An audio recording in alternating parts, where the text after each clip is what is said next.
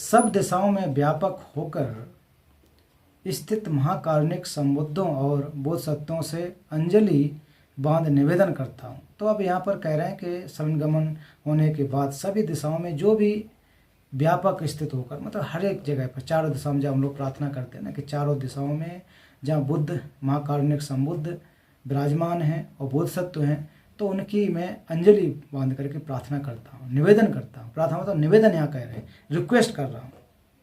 Request किस लिए कर रहे हैं वो आगे श्लोक में हम देखेंगे। तो टिबेटन में क्या, छोकनम कुन्ना शोभाइस जोगसंग गेता झंझुपसिम थुगजे छेम्पो गानम लास थेल्मो जरते सुलवा नीस।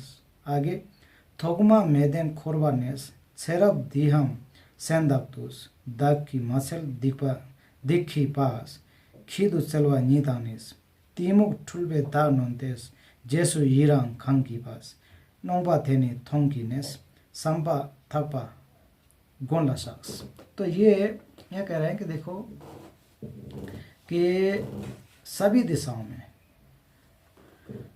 निवेदन करता हूँ, क्या करता हूँ कि आदि रहित संसार में, मतलब आदि रहित, इसका कोई एक प्रकार से अंत नहीं है।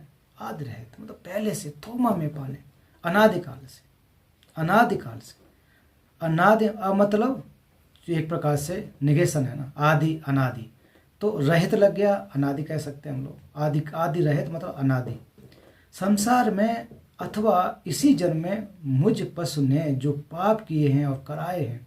अब देखो क्या कह रहे हैं, अपने आप को पशु। अब पशु हम लोग अंग्रेजी में अगर कहते हैं तो शब्द बन जाता है, वी आर सोशल एनिमल। अंग्रेजी में आ रहा है ना कि एनिमल। अगर आप कह दो आप पशु हो तो लोग घबरा जाएंगे, गाली देने लगेंगे, लेकिन उसमें हम लोग खुश जाते हैं, वी आर सोशल एनिमल, वहाँ तो खुश हो जाते हैं, शब्द का फेर है ना। अगर डायरेक्ट कह दो आप जानवर हो सामाजिक, तो कैसा लगेगा। तो शब्दों का फर्क है, लेकिन जानवर का मतलब हमने ये सोच लिया कि जो जंगल झाड़ में ये रहते हैं वो भी, जिसके अंदर जान हो, जिसके अंदर जीव हो, जिसके अंदर प्राण हो। वास्तव में हम लोग वही तो हैं, लेकिन सामाजिक तौर तरीके से कहा गया कि ये मनुष्य हैं, ये जानवर हैं, इस तरह से कहा गया। लेकिन यहाँ कह रहे हैं कि आचार्य कि अनादिकाल से संसार में, अथवा इसी जन्म में, अनादिकाल की तो बात है ही है, लेकिन इसी जन्म में मुझ पशु ने, मतलब मेरे जैसे पशु समान व्यक्ति ने पाप किए और कराए हैं। तो आप पाप किए और कराए हैं। पशु का शब्द इसलिए भी यूज किया गया क्योंकि अज्ञानतावश एक हमको पता नहीं होता है कि एक तो हम लोग कर बैठते हैं, उनके अंदर बहुत कम प्रज्ञा होती है अच्छाई और बुराई की, तो उनको अंदाज़ा नहीं होता है कि हम क्या कर रहे हैं। आपने देखा होगा कि जो छोटे छोटे जैसे नदी में या फिर समुद्र में मछलियाँ होती हैं, तो जिन बच्चों को वो पैदा करते हैं उन बच्चों को ही खा लेते हैं। बिच्छू के देखा होगा माँ को, वो उसके बच्चे जब होते हैं छोटे छोटे तो वो धीरे धीरे उन्हीं को खा जाती है। तो उनको ये पता नहीं है कि हमारा ये बच्चा है, कि मैं इसका माँ हूँ। तो बहुत सारे जीवधारियों के अंदर ये होता है, क्योंकि उतना विवेक नहीं है उनके अंदर, ज्ञान नहीं है नहीं कह सकते, बिल्कुल है अपने उस हिसाब से, लेकिन हम मनुष्यों जैसा उनके अंदर ज्ञान नहीं है। तो हमने बहुत सारे अकुशल कर्म किए हैं। अनादिकाल की तो बात छोड़िए, अथवा इसी जीवन में जब से आप हम सब लोग अगर जोड़ लें कि जब बचपन से लेकर के अभी तक कितने हम लोगों ने अकुशल कर्म कर चुके हैं, बहुत सारे। चलो वो छोड़ दीजिए, इतना लंबा समय 20-30 साल कौन गिनेगा। कल आप देख लीजिए कि हमने कल कौन कौन से अकुशल कर्म किए हैं बॉडी, स्पीच एंड माइंड से। तो हम उंगलियों पर गिन सकते हैं कि अच्छा कल मैंने गुस्सा में आकर के ये कहा, कल मैंने ऐसे उसको बोल दिया, कल मैंने ये झूठ बोल दिया था और ये किया था वह किया था, या फिर ऐसे हम लोग कर सकते हैं। तो हम लोग ढूंढ सकते हैं कि हम लोग इसी जन्म में देख लीजिए, इसी जन्म छोड़िए, कल के इस समय को देख लीजिए, सुबह से लेकर के अभी हम लोग देख सकते हैं कि कितना जो समय जा रहा है उसमें क्षणिक समय में हम लोग बहुत सारे अकुशल कर्म कर लेते हैं, जो हमने पाप किए हैं और कराए हैं। पाप किए हैं और कराए हैं। तो पाप हम क्या क्या करते हैं, या तो करते हैं डायरेक्ट जा करके चोरी कर लेते हैं, या फिर चोरी न करके करवाते हैं चोरी है ना। ऐसा चलता है कि नहीं, देखो मैं नहीं सामने आऊँगा, तुम जा करके ये काम कर दो। मैं सामने आ जाऊँगा तो ठीक नहीं है, क्योंकि मुझे लोग पहचानते हैं और नहीं पहचानते हैं। समाज में बहुत सारा कुछ ऐसा ही होता है कि करवाए जाते हैं कार्य। भ्रष्टाचार जो होता है जाकर के मंत्री हो या नेता हो या जो भी हो अधिकारी भी हो अपने सबॉर्डिनेट से कराता है, करना नहीं चाहता कोई, लेकिन क्या करेगा, करवाए जाते हैं लालच देके। तुम 1 करोड़ का जो है ऐसा कर लो तो उसमें 10 लाख तुमको दे देंगे। तो वो सोचता है हाँ यार ठीक ही तो है, क्या बुराई है ना, हो जाएगा। तो उसमें जाकर के ऐसा भ्रष्टाचार कर लेते हैं, चोरी कर लेते हैं, व्यभिचार कर लेते हैं, जो आए दिन देखते हैं आप। तो ऐसे जो पाप कर किए हैं और कराए हैं। अब फिर आगे क्या आ रहे हैं, और ये श्लोक जोड़ करके, और मोहवश जो आत्मघात का अनुमोदन किया है उस अपराध के पश्चाताप से खिन्न होकर मैं देशना करता हूँ। अब यहाँ पर कह रहे हैं कि देशना क्यों कर रहे हैं, कि जो मैंने पाप किए हैं और करवाए हैं, और वो कहते हैं कि अज्ञानतावश, मोहवश जो आत्मघात का अनुमोदन, मतलब मोहवश एक प्रकार से नुकसान पहुंचाया है। आत्मघात का जो एक प्रकार से अज्ञान आत्म का यहाँ सेल्फ से है, या यहाँ एक प्रकार से कह सकते हैं कोई दूसरे जीवधारी से उनका घात मतलब नुकसान का अनुमोदन किया है, मतलब दूसरों को नुकसान पहुंचा के एवं प्रसन्नचित हुए हैं। कहते हैं लोग कि किसी का हत्या कराने के बाद कितने लोग आनंदित होते हैं, अनुमोदन करते हैं, चलो ये ठीक हो गया, ये मर गया, खत्म हो गया, इसको निपटा दिया। कहते हैं ना कि कितना आनंदित होते हैं लोग, अनुमोदन किया है। मोह बस किसकी वजह से, अज्ञानतावश, मोह में आकर के उस अपराध के पश्चाताप से खिन्न होकर मैं देशना करता हूँ। अब देखो कह रहे हैं कि जो पाप किया है मोह बस, अब पाप करने के बाद पाप को हमने पहचान लिया, और पहचानने के बाद कह रहे हैं कि पश्चाताप से खिन्न होकर मैं देशना करता हूँ। तो पाप देशना का मतलब क्या होता है, तिब्बतन में बहुत अच्छा एक शब्द है। अब हिंदी में पाप देशना, मतलब देशना का अर्थ हो जाता है कि एक प्रकार से हम प्रवचन देना या इस तरह से देशना करना, वो हो जाता है। लेकिन वास्तव में क्या होता है तिब्बतन में, दिक्पा शकपा, दिक्पा मतलब पाप, शकपा मतलब होता है एक प्रकार से काटना। जब हम लकड़ी को चीरते हैं ना तो शकपा कि काटना, जो पाप है उसको काटना, विच्छेद करना, नष्ट करना, ये मतलब होता है। संचय करना नहीं होता है, वो स्पेलिंग अलग होगी। तो पाप को देशना करना, देशना मतलब पश्चाताप करना कुल मिला करके। तो पश्चाताप करके तब जा करके कि अभी तक मैंने जो है पाप किए हैं, बहुत अकुशल कर्म किए हैं, तो उनसे हमको कैसे बचना है। और वो भी कह रहे हैं कि सब तो खिन्न होकर के, अपराध के पश्चाताप से खिन्न होकर के, मतलब इतना ज़्यादा मैंने अकुशल कर्म किया है, पश्चाताप हो रहा है। अब पश्चाताप से कुछ नहीं होगा ना कि पश्चाताप कर लो, तो उससे जाकर के हम उसको क्या काटने की कोशिश करेंगे, पाप देशना करेंगे, मतलब जाकर के चाहे प्रार्थना करनी पड़े, चाहे जो भी करने पड़े, तो उसको हम दूर करने की कोशिश करेंगे, ये कह रहे हैं। अब यहाँ देखिए अगला श्लोक जो बहुत ज़्यादा इम्पोर्टेंट है। अभी तक जो हम लोग पाप या ये करते हैं वो लौकिक रूप से बातें हो रही थी कि जो संसार में आकर के हम लोग चोरी डकैती इत्यादि करते हैं, तो ये पाप हैं, ये सामान्य प्रकार से कह सकते हैं। अब यहाँ देखिए आगे, त्रिरत्न के प्रति, माता पिता के प्रति तथा अन्य गुरुजनों के प्रति मोह बस काय वाक चित्त से जो अपकार हो गए हैं, अब ये पाप जो है बहुत बड़े माने जाते हैं। त्रिरत्न कौन कौन से हमारे, बुद्ध धम्म संघ। तो बुद्ध धम्म संघ के साथ मैंने अगर छल किया है, कपट किया है, मिथ्या दृष्टि रखी है, तो बहुत बड़े पाप होते हैं। जैसे मैंने पहले भी एक बार बताया था आपको कि भिक्षुओं के प्रति, भिक्षुणियों के प्रति, सन्यासियों के प्रति, माँ बाप के प्रति और आचार्यों के प्रति अगर हम लोग मिथ्या विकल्प रखते हैं, गलत करते हैं, तो बहुत अपरिमेय पाप होते हैं। अपरिमेय कौन सा बताया था कि मैं बुद्ध की हत्या करना, माता पिता की हत्या करना, भिक्षु संघ में भेद डालना, संघ भेद करना, तो ये क्या थे। और बुद्ध के या बोधसत्व के शरीर से खून निकालना, ये अपरिमेय है, इनको नाप नहीं सकते हम लोग। तो त्रिरत्न के प्रति, बुद्ध के प्रति हम लोग बहुत ज़्यादा एक प्रकार से, क्योंकि बुद्ध तो प्रामाणिक हैं, और उनके प्रति अगर हम लोग अकुशल कर्म कहने का मतलब मिथ्या वो रखें कि ये एक प्रकार से कुछ खंडित करें, विरोध करें, तो इसको वो भी है, ठीक नहीं होता। संघ को हम अगर नुकसान पहुंचाएं तो बिल्कुल ठीक नहीं होता, ये पाप है। पाप का मतलब अकुशल कर्म है, अकुशल मतलब दुख है, दुख है। माता पिता के प्रति मतलब माता पिता के प्रति अन्याय जो लोग करते हैं, मैंने एक बार और जिक्र किया था कि माँ बाप के प्रति कितना ज़्यादा क्रूरता रूपी जो लोग अपना रूप अपनाते हैं, नुकसान पहुंचाते हैं।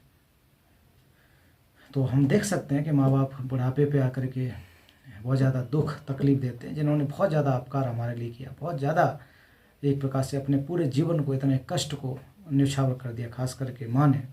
तो उनके प्रति हम लोग बहुत बुरे हालात से या फिर एक प्रकार से व्यवहार करते हैं। तीसरा, अपने गुरुजनों के प्रति, तो हमारे जो आचार्य हैं, टीचर्स हैं, तो कभी कभी ऐसा भी होता है कि कुछ बात को लेकर के टीचर की मार पिटाई कर देना, नुकसान पहुंचाना। तो ये क्यों हो रहा है? सारा का सारा मोह बस कह रहे हैं शब्द जो जुड़ा हुआ है। ऐसे तो हम लोग नहीं मारेंगे ना, किसी को नुकसान नहीं पहुंचेंगे, मोह की वजह से, अज्ञानता की वजह से। और वो कौन सा मोह है, कौन सी अज्ञानता है, किस तरह से हो रही? काय के माध्यम से, काय, वाक और चित्त से। चाहे हमने काय से, अब तो काय से क्या कर सकते हैं? हत्या कर सकते हैं, पीट सकते हैं, वाक से गाली दे सकते हैं, और चित्त से मिथ्या हम विचार बना सकते हैं। तो इन तीनों से अगर हमने अकुशल कर्म किए हैं, या जो हमसे अपकार हो गए हैं, उपकार के अपोजिट अपकार, जो हमने जिनको करना चाहिए था, जो उनके लिए हमको एक प्रकार अच्छा कार्य करना चाहिए था, वो न करके हमने अगर गलत किए तो बहुत बड़ा एक प्रकार से अपरिमेय पाप है।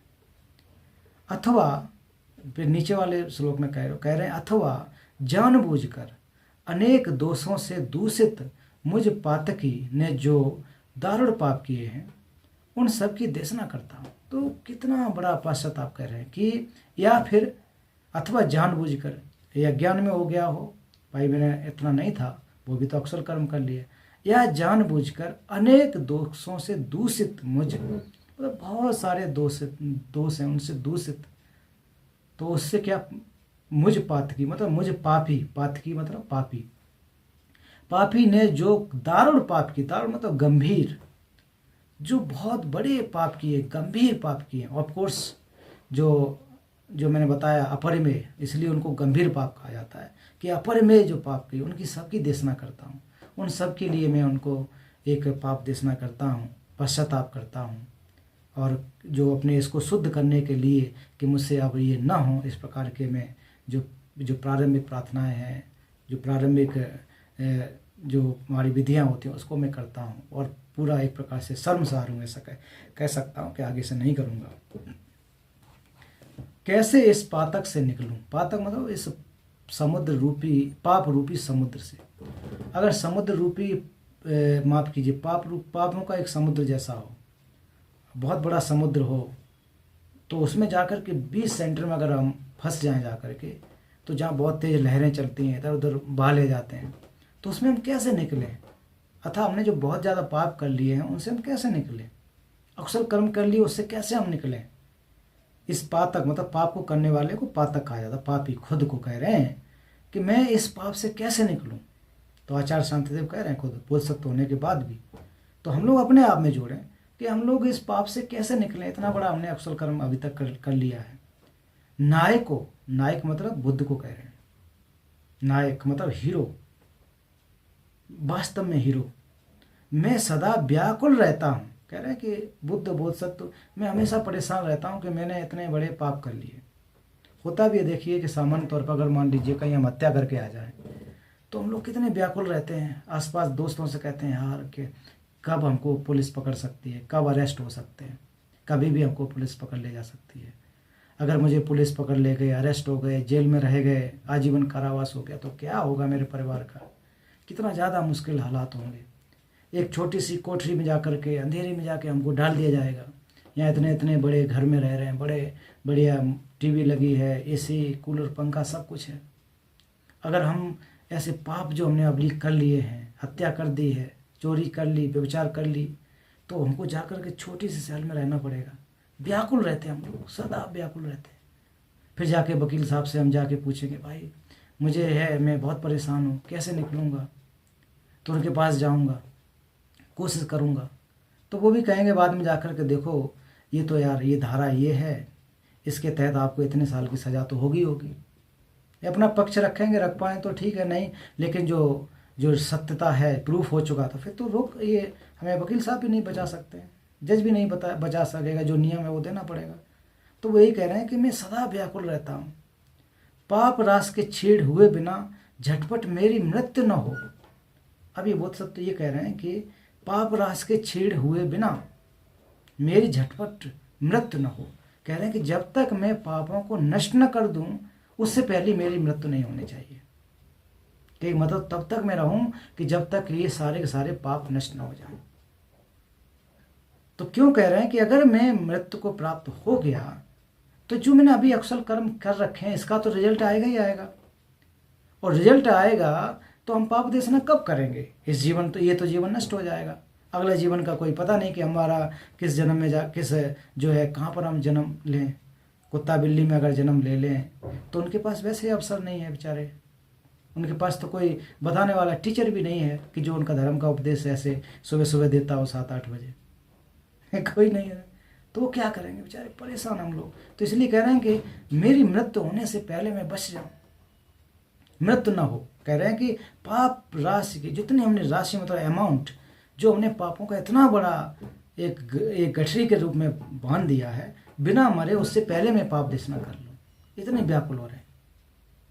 तो अभी कहते हैं ना कि जैसे कि साहब हम जेल जाने से पहले हमको बेल मिल जाए, बाहरी दिला दो बेल, कुछ भी करना पड़े हमको, है ना, कितना भी पैसा खर्च करना पड़े हमें, और बस जेल न जाना पड़े।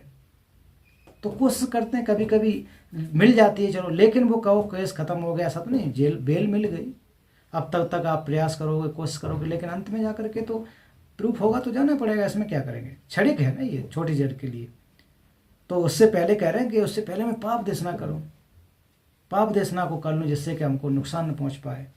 तो इतना बढ़िया बात यहाँ पर कह रहे हैं कि फिर आगे इसमें टिबेटन में भी कैसे कहा गया पढ़ूँ, दखी कुंचो सुमतानिस ये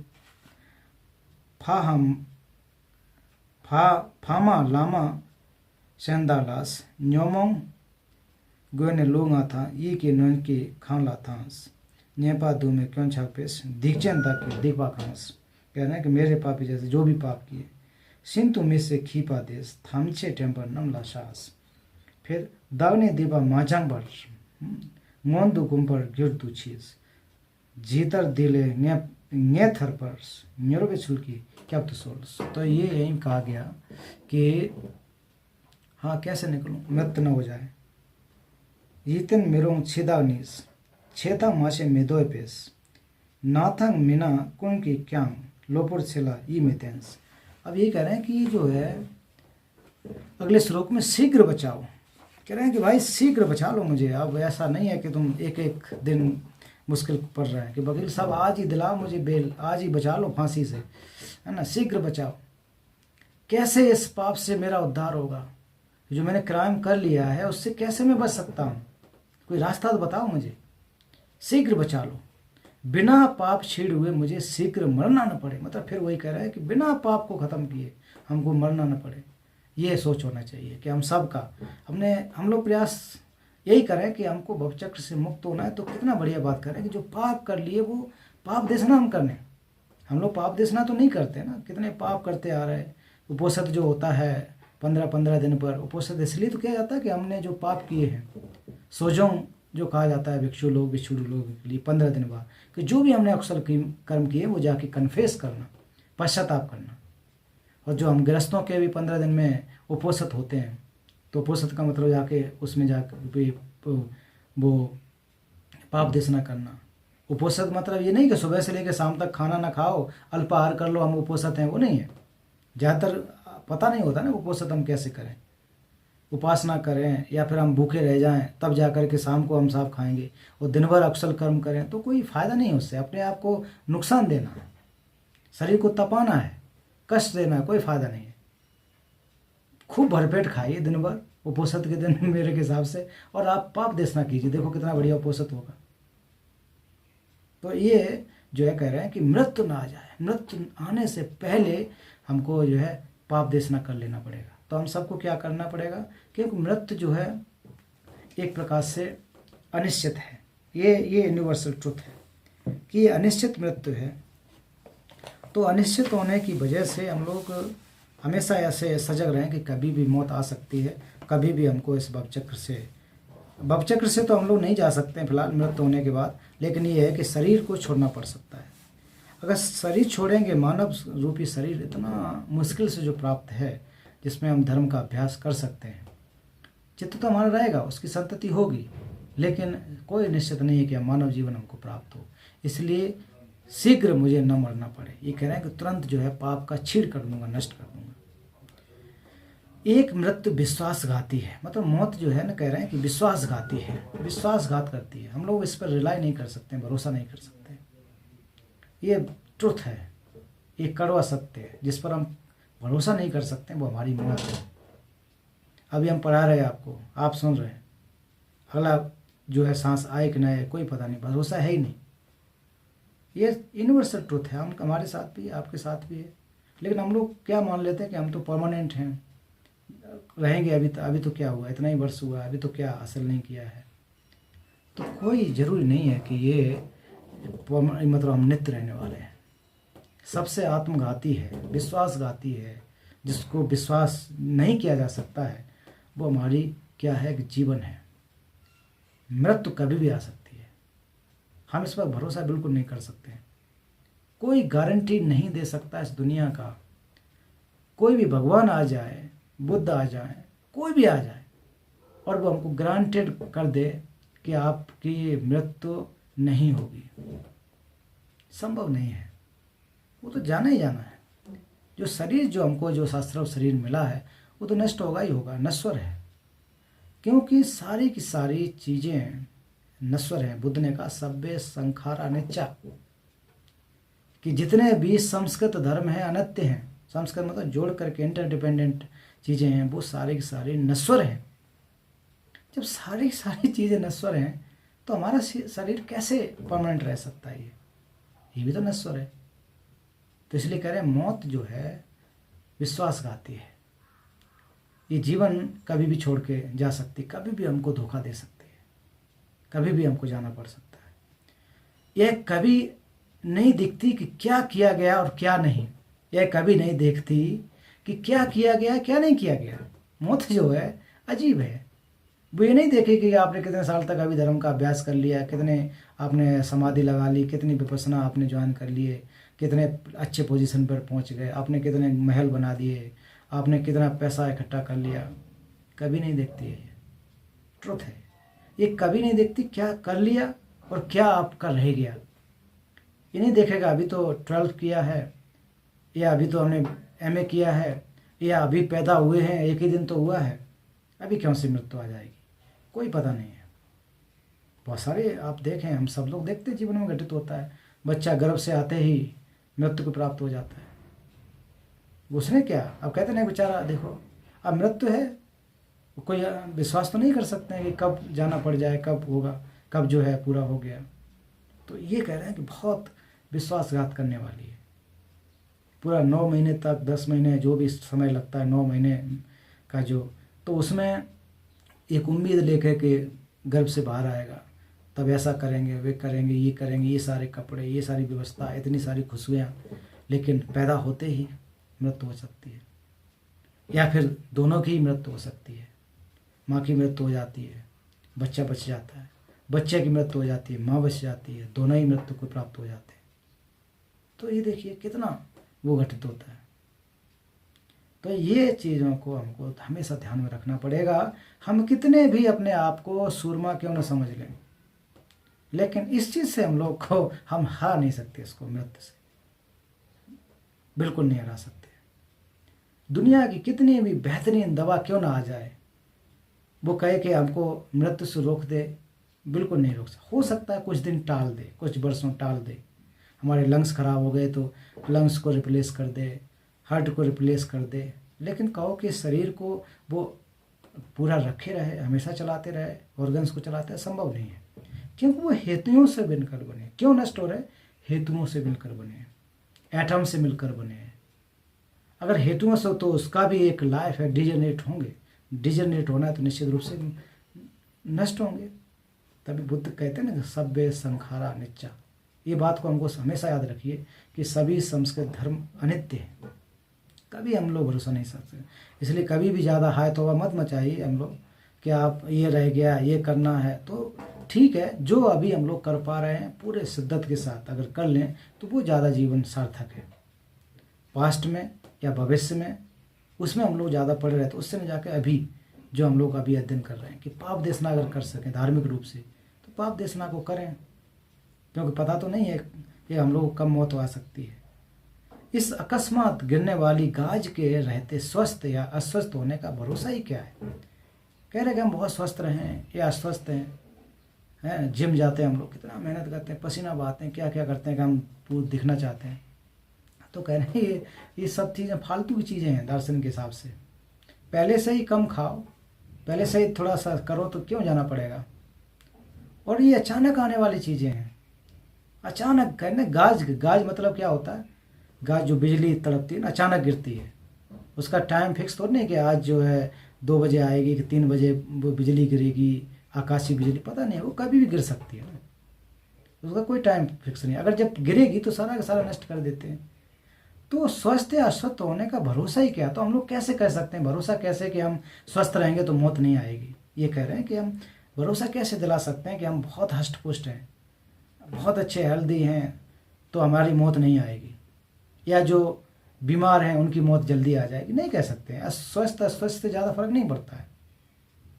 तो ये निश्चित है, इसको बात को हमको समझना चाहिए कि जो हमारी जो मौत है वो एक प्रकार से विश्वासघाती है, अनिश्चित है। इस पर कोई हम लोग ज़्यादा रिलाई नहीं कर सकते हैं कि कब आ सकती है। तो इसलिए जो भी हम कर सकें, फिर कह रहे हैं कि थमचे बोलते 6 गोई पर्स दक्की थे तर मासेनेस जाता मिजे दोन की छिर दीपा नंबर नाचोक छीस।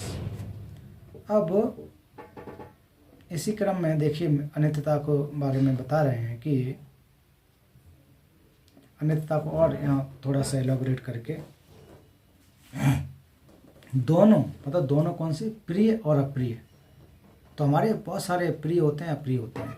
दोनों प्रिय और अप्रियों के कारण मैंने अनेक पाप किए हैं, सबको यहीं छोड़ जाना होगा, ऐसा कभी सोचा तक भी नहीं था।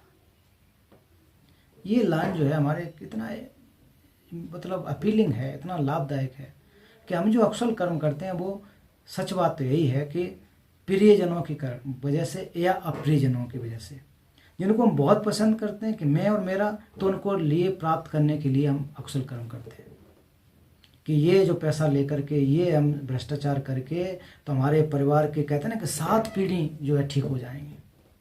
क्या 7 पुश्तों तक हमने संचय करके रख लिया है ना, इतना बड़ा हमने ज़मीन खरीद लिया, इतना बड़ा हमने विदेश में पैसा जमा कर दिया, इतना हमने कमा लिया है। तो वो अकुशल कर्म किए ना, अकुशल कर्म करके 7 पीढ़ियां तक हमारी आराम से खाएंगे, कहते हैं ना हम लोग। तो प्रियजनों की वजह से जो हमको प्रिय लगते हैं, और अप्रियों के कारण, अप्रियों के मतलब जिनको हम पसंद नहीं करते हैं, तो उनको कहते हैं कि इस दुनिया से हम मतलब निपटा देते हैं, उनको मार देते हैं, मरवा देते हैं कि ये दुश्मन है तो इसको जो हमको इसको हटा देना रास्ते से, कहते हैं रास्ते से हटा देना। तो हमने पाप तो डायरेक्ट नहीं कर पाए, तो पाप कराए हैं, जैसा कि पूर्व में कहा गया था। तो एक तो प्रियजनों की वजह से हमने अकुशल कर्म किए, और दूसरा अप्रियजनों की वजह से। एक मोह जब बहुत ज़्यादा था, एक द्वेष बहुत ज़्यादा था, एंगर, ईर्ष्या दूसरों के प्रति, तो उनसे जो मैंने पाप किए हैं। अब बाद में ये समझ में आ रहा है कि सबको यहीं छोड़ जाना होगा। मतलब चाहे मैंने जितना भी धन संपदा हमने कमाई है, लोगों के साथ में गलत किया है, जो भी हमने किया है, जो भी हमने इकट्ठा किया, जो है कि जो हमारी सम्यक आजीविका से परे होकर असम्यक आजीविका के माध्यम से जो हमने धन कमाया है, वो सारा का सारा यहीं छूट जाएगा। प्रियजन भी यहीं छूट जाएंगे। हम जिसको बहुत ज़्यादा प्रेम या मोह करते हैं वो भी यहाँ छूट जाएगा, या वो जाएगा, वो हमको छोड़ के चला जाएगा। कोई भी छोड़ के जा सकता है, ऐसा कभी सोचा तक नहीं हमने। पता ही हम कितने बेवकूफ़ लोग हैं। शांतिदेव कह रहे हैं कि हमने ऐसा सोचा ही नहीं कि ऐसा भी हो सकता है कि वो हमको छोड़ के जा सकते हैं हमें, या हम उनको छोड़ के जा सकते हैं। ये सब कुछ यहीं छोड़ जाए, क्योंकि मौत जो है अनिश्चित है, और मौत अनिश्चित है तो सब कुछ छोड़ के जाना पड़ेगा, कुछ भी आप क्यों ना हो। अप्रिय न रहेंगे, मेरा प्रिय न रहेगा, मैं न रहूँगा तथा यह सब भी न रहेगा। कि अप्रिय भी नहीं रहेंगे, जिनको हम दुश्मन समझ रहे हैं तो वो भी नहीं रहेंगे। तो आचार्य शांतिदेव जी कहते हैं कि दुश्मन को मारने की जरूरत नहीं है, वो तो एक दिन खुद मर जाएगा। हम लोग दुश्मन को मारने की कोशिश करते हैं, तो वो मारो मत, वो तो खुद मर जाएगा। कितना चलेगा, 70, 80, 100।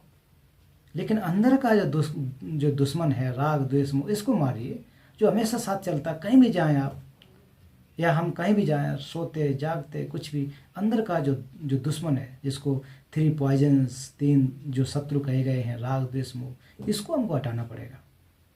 तो ना तो अप्रिय रहेंगे और न प्रिय रहेंगे, न मैं रहूँगा या कोई भी नहीं रहेगा। तो पूरा का पूरा सिस्टम को हम समझें कि सारी की सारी चीज़ें अनित्य हैं। तो हम लोग इतना हंगामा इस दुनिया में आकर के करके रख दिए कि कुछ कहिए मत। एक दूसरे को नीचा दिखाने के लिए, मारने के लिए, कुछ भी करने के लिए आज देखिए कि एक दूसरे पे, पूरे देश पे अटैक कर रहे हैं।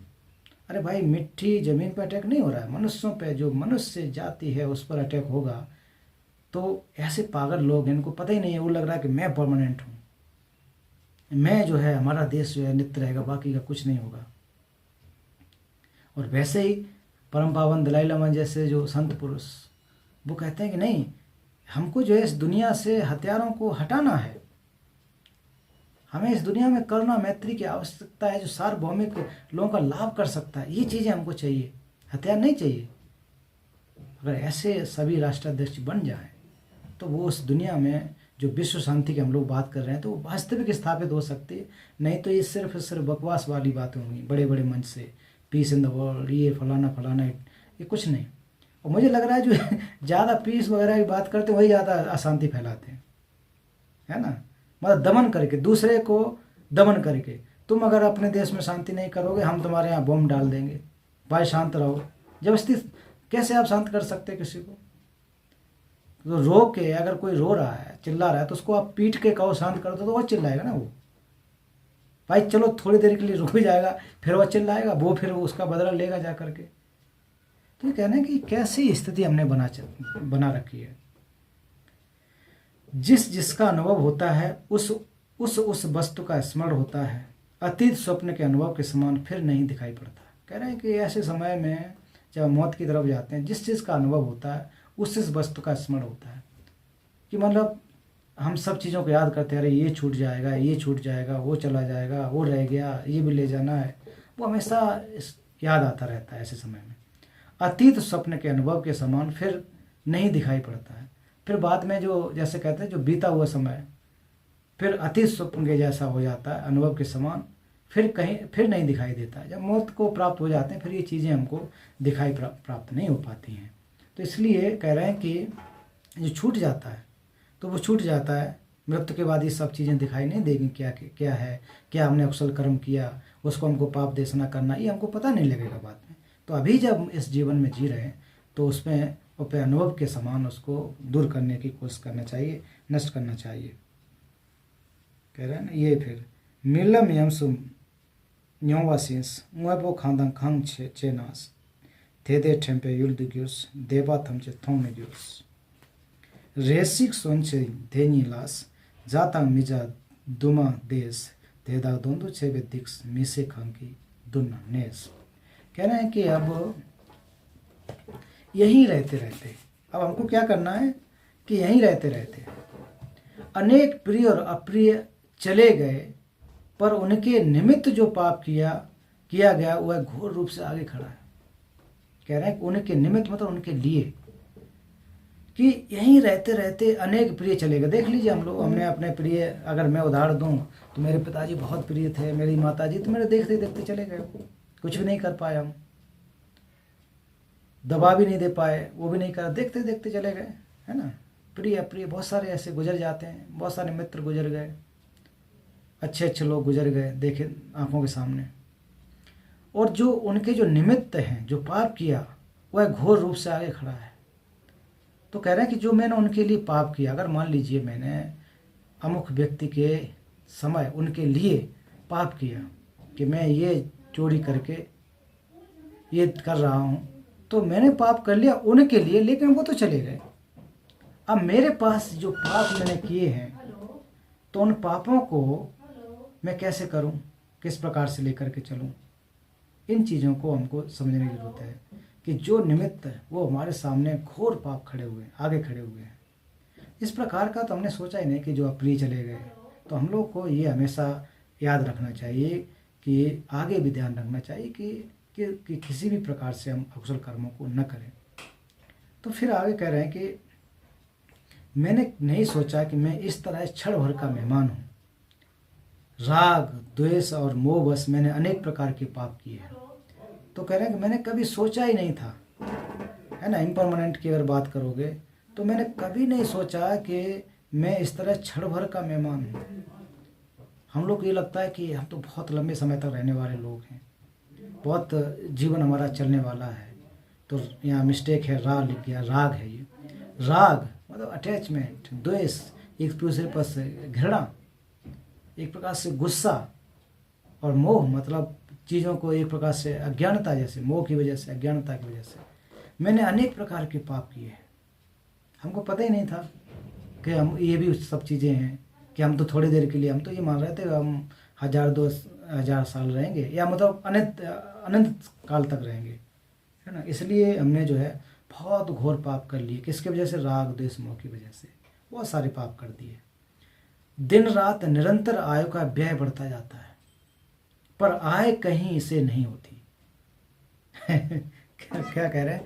दिन रात जो है आयु का व्यय बढ़ता जाता है। आय मतलब उम्र, व्यय मतलब खर्चा।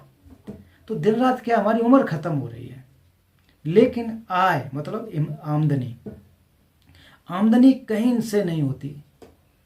फिर भला मैं क्यों न मरूंगा।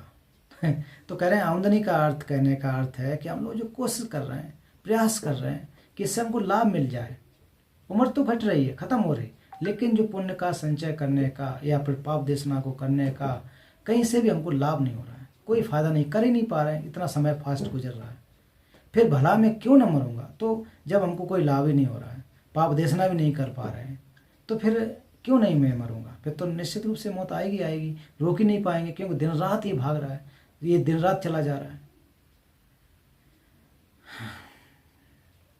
यहाँ खाट पर पड़े रहकर भी, बंधुओं के बीच रहते भी, मरण काल में मुझे अकेले ही मर्म छेद आदि पीड़ाएं सहनी होंगी। देखो कितना बेहतरीन कि यहाँ अकेले खाट पर पड़े रहकर भी, मतलब मान लीजिए बेड पर पड़े बीमारी में, और या फिर सगे संबंधियों के साथ भी रह रहे हैं मौत के समय, तो उस समय भी क्या होगा, जो दर्द है ना बीमारियों के, वो अकेले ही सहन करने पड़ेंगे। बीमारी बिस्तरा में सारे के सारे लोग होते हैं। अस्पताल में कोई फ्रूट लेके जा रहा है, कोई जूस लेके जा रहा है, कोई कुछ लेके जा रहा है, कोई बढ़िया बढ़िया बातें कर रहा है, लेकिन जो कष्ट है वो खुद सहना पड़ता है। इसमें कोई नहीं सह सकता कि जाओ आज मैं बीमार हो जाऊं तो वकील साहब आके कहें कि लाओ तुम्हारे साथ आके जो है वो कष्ट में सह लूँगा, वो नहीं हो सकता है। वो कह रहे हैं कि मुझे अकेले ही मर्म छेद, मतलब इतने ज़्यादा जो दुख हैं वो हमको खुद सहने पड़ेंगे। तो हमारे आसपास के सगे संबंधी जिनकी वजह से हम लोग इतना बवाल किए हुए हैं कि हाँ ये मेरा, इसकी वजह से हमको करना, वो भी हमारा मदद नहीं कर पा रहे हैं। देखो इस दुख के समय में जब मृत्यु की सैया पर पड़े हैं, अस्पताल में पड़े हैं, चलो ठीक है पैसा सा जुटा के थोड़ा कर देंगे, लेकिन जो दर्द है उसको तो नहीं निकाल सकते ना। वो दर्द जो है, चलो दर्द शारीरिक रूप से होगा तो डॉक्टर कमला जैसे आकर के सुई लगा के कुछ दवा दे के ठीक कर देंगे, लेकिन मानसिक दर्द को उसके लिए क्या इंजेक्शन है भाई, वो तो नहीं कर सकते। तो उसके लिए कह रहे हैं कि कोई भी नहीं कर सकता। वो सारी की सारी पीड़ाएं हमको भेदनी पड़ेंगी, छेदनी पड़ेंगी। रेसिक सोने ये हो गया ना, तेतर दानी लो फुटेस दाग की तो पर न गिरना तीमोक छकता सेदन केस दीपा नंबर मछे नींसेन द्वेपा यो में पर्स छेदी तक तो गोगिर सिंग्स नंपा गुने ओए मेनास दगता छिबर चिमेरोंस। आगे क्या है इसमें, यही है। दाग ने नेल दो दुख करसा, दाग ने मेलना दो सिंधुस नियन से कुन की था के और क्या सोक्षे पाए छोड़वा दास दाग की चित्तू करसा दाइनी चिप्पु न्यूवर गिर्स सिंजे फुनिए सिंबालास नियन की चिफेंस से चिफेन तेचे सोनम चिक्के अपनास थेयांग तक की मनवेंतेस गोम्बो फाउमे दाकिनेस जिक्वा देने ट्रामा चार्ल्स दिक्पा धिंडा मसलनेस मिता छेदी दागतुस दिक्पा मंपो नेपर डूब्स। अब यहाँ तक मैं पढ़ूंगा आज। कह रहे हैं कि हाँ, अब कह रहे हैं कि यमदूतों द्वारा पकड़े जाने पर कहाँ बंधु कहाँ मित्र, उस समय एकमात्र सरल पुण्य है उसका मैंने आचरण ही नहीं किया। जब कह रहे हैं जब मौत आएगी, है ना, सिंजे यमदूत, अब चलो कोई आता है कि नहीं आता है, कैसा दिखता है, वो तो संकेतांक के रूप में बताया जाता है, उसके 3 आँखें होती हैं, ये वो अलग बात है ना, हमने देखा तो नहीं है कैसा होता होगा और क्या ये संकेतांक क्या है। कुल मिलाकर कि मौत आप समझिए कि जब मौत आ जाएगी कहाँ पर, तो उस समय कहाँ हमारे भाई काम आएंगे, कहाँ पर बंधु, मतलब कहाँ पर भाई काम आएंगे, कहाँ मित्र काम आएंगे। उस समय एकमात्र शरण है वो पुण्य होगा। कह रहे हैं कि ऐसे समय में जो हमने कुशल कर्म किए हैं वो हमको बचा सकते हैं, कुशल जो अभी तक मैंने कर्म किए वो बचा सकते हैं, लेकिन अभी तक मैंने उनका आचरण भी नहीं किया, पता ही नहीं है कि कुशल कर्मों का हमको संचय कैसे करना है। अभी तक तो हम अक्सर ही संचय करते रहे कि ये इकट्ठा करते रहे, बहुत सारी चीज़ें इकट्ठा करते रहे, तो ये हमारे कोई भी काम करने वाला नहीं है। जब मौत आ जाएगी, मौत रूपी यमराज जब आ जाएगा तो कोई छुड़ा नहीं सकता उससे। हमारे भाई बहन पड़ोसी रिश्तेदार पावर, चाहे प्रधानमंत्री हो, राष्ट्रपति हो, कोई भी नहीं छुड़ा सकता। कितने पूर्व प्रधानमंत्री हुए, कितने पोजीशन पे होते होते लोग गुजर गए, तो उनको मौत कौन बचा पाई। वो तो पावरफुल है, सारा सिक्योरिटी सारा कुछ होता है, तब भी नहीं बचा सकते। तो हम आम जनता तो पूछना ही क्या, कहना ही क्या इसके। तो कहने कि क्षण भंगुर जीवन में आसक्ति के कारण इस भय को न जानते हुए, हे प्रभु मुझे प्रमत्त ने बहुत पाप कमाए। मुझे प्रमत्त ने कह रहे हैं कि क्षण भंगुर जीवन में आसक्ति के कारण, ये जीवन इतना क्षणिक है, इसमें इतना मुझे पता नहीं था और मैं बहुत ज़्यादा अटैच हो गया।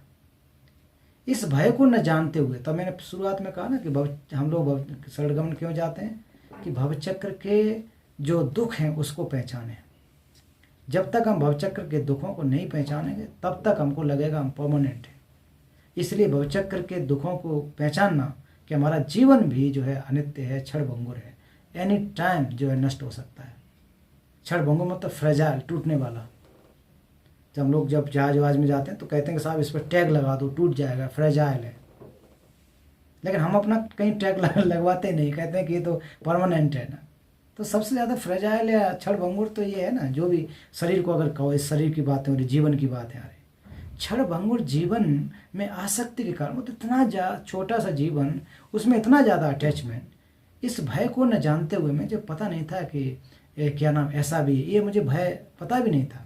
हे प्रभु, प्रभु मतलब बुद्ध, बोधसत्व, मुझ प्रमत्त ने बहुत पाप कमाए। तो मेरे जैसे पापी ने एक प्रकार से, इस प्रकार से इंसान ने बहुत सारे पाप कमाए हैं।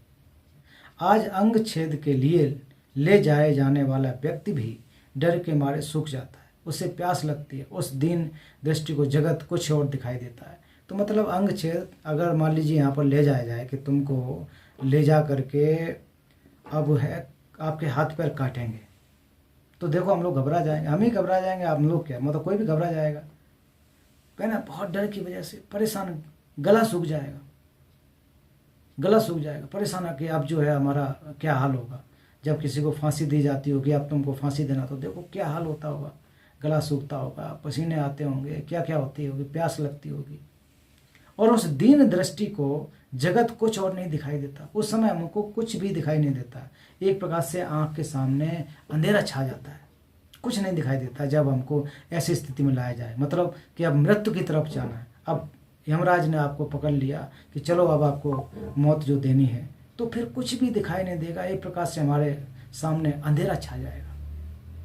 फिर भयंकर भयंकर भयंकर आकृति लिखा शॉर्ट में, यमदूतों से पकड़े जाने पर महाभय रूपी ज्वर से ग्रस्त मलमूत्र में लथपथ, मतलब देखो ना क्या हालत बता रहे हैं कि अगर मान लीजिए यमराज पकड़ ले तो क्या होगा, महाभय मतलब जो भय का एक प्रतीक है, तो वो उससे पकड़े जाने पर महाभय रूपी ज्वर मतलब बुखार आ जाएगा, हमको डर का बुखार आ जाएगा।